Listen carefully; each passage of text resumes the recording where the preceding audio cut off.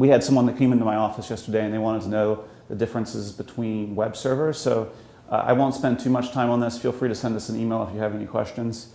But a lot of people really don't understand the difference between a registrar, a DNS server, a web server, and a mail server. So we had a customer that was trying to, that they didn't want to change anything with their email service. They just wanted to change their web provider.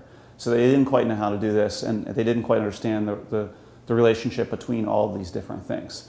So the registrar, we'll start at the top level, would be like a GoDaddy or a Network Solutions. They're kind of like, if you want to do the analogy to a property or a building that you would own, Network Solutions or GoDaddy, they're kind of like the person that holds your lease at the courthouse, right? They say, okay, Rob, you own Innovative Technologies domain name, Innovate USA, and what servers would you like to point that to, right? So what we tell GoDaddy or Network Solutions, whoever our registrar is, whoever we've purchased our domain name from, is what DNS server to point to. Now what the DNS server does is they're kind of more like a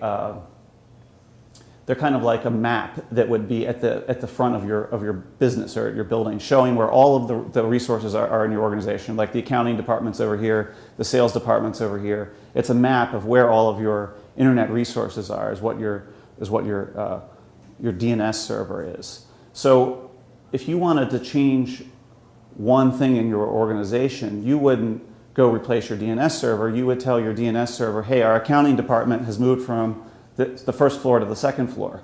So when you go in and you make changes to your DNS server, you're telling it that this server is at a new location. So they wanted to change their web server only, and what you need to do is go into your DNS settings. It's quite complicated, so I would recommend that somebody that's technical do it. And if you mess it up, it can easily shut down your mail servers, your web servers, until someone takes the time to fix it. So this map, which is your DNS server, will also point to your web services, your mail services. If you have things like FTP servers or remote gateways or phone servers, any of those things in your organization, your DNS server acts as a map to where all of those things are. Now the other thing that the DNS server does is it sends this information all over the internet to thousands of other DNS servers. So every single ISP that you connect to has its own little DNS server, and it duplicates your map. So your DNS map is at thousands and thousands of places, probably millions of places all over the internet, so that if for example, someone's in California, they don't need to contact my DNS server to figure out where my stuff is. So let's say you use Comcast in California, they would go to a Comcast DNS server that's located in California, so they instantly know, okay, Rob's mail server is here, and it helps speed up the whole process of the network. So hopefully that clarifies some of the differences between servers and how names are pointed. And any questions about that before I continue? So the question was, if you're changing websites, what is the process for going about doing that? Chances are you probably want to keep your registrar because you pay for those by the year, and they're only $10 about per year. So if you're just changing your website, what you would want to do is contact whoever hosts your DNS services. Oftentimes it could be GoDaddy, or it could be the people that host your website. If it's the people that host your website, what I'd recommend doing is moving your DNS services. First step is to move your DNS services back to GoDaddy. GoDaddy offers that for free. So if you, and the advantage of that is anytime you want to end your relationship with your web provider or your mail provider, or you change servers, it makes it easy to do. And the other thing is, if something happens with your web server, for example, and they also control your DNS settings, and maybe you have your mail server at another location, it means that you have kind of all of your eggs in one basket. So to some extent, within reason, the more you can separate these systems, the more reliability you're going to get out of it. So first step, transfer your DNS to GoDaddy.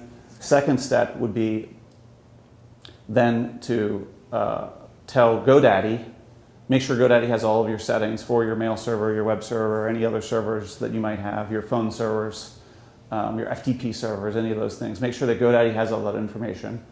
Then what you would do is, after you make sure everything's working perfectly, then you would tell GoDaddy to then send, you build your new website. That's the next step. You have to make sure your website is up and running at the new location.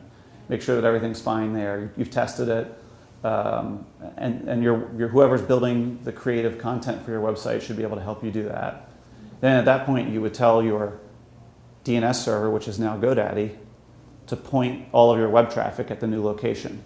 So that way you get everything tested, ready to go. You have no downtime.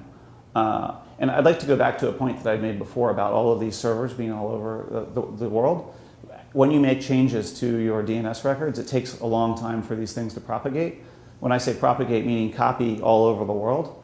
So if you make a change to your website, it could be even 24 hours before the servers in California find out that you've made changes to where your servers are located.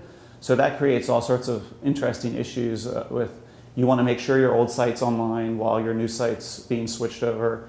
You want to be very, very careful before you hit the submit button, because if you make some changes, that means that your changes, if you made a mistake, they'll be in effect for 24 hours, meaning that your mail could be down for a day, 2 days, until you've made even if you immediately go in and make those changes and fix the problem, your stuff can still be down for a day until these changes propagate around the internet.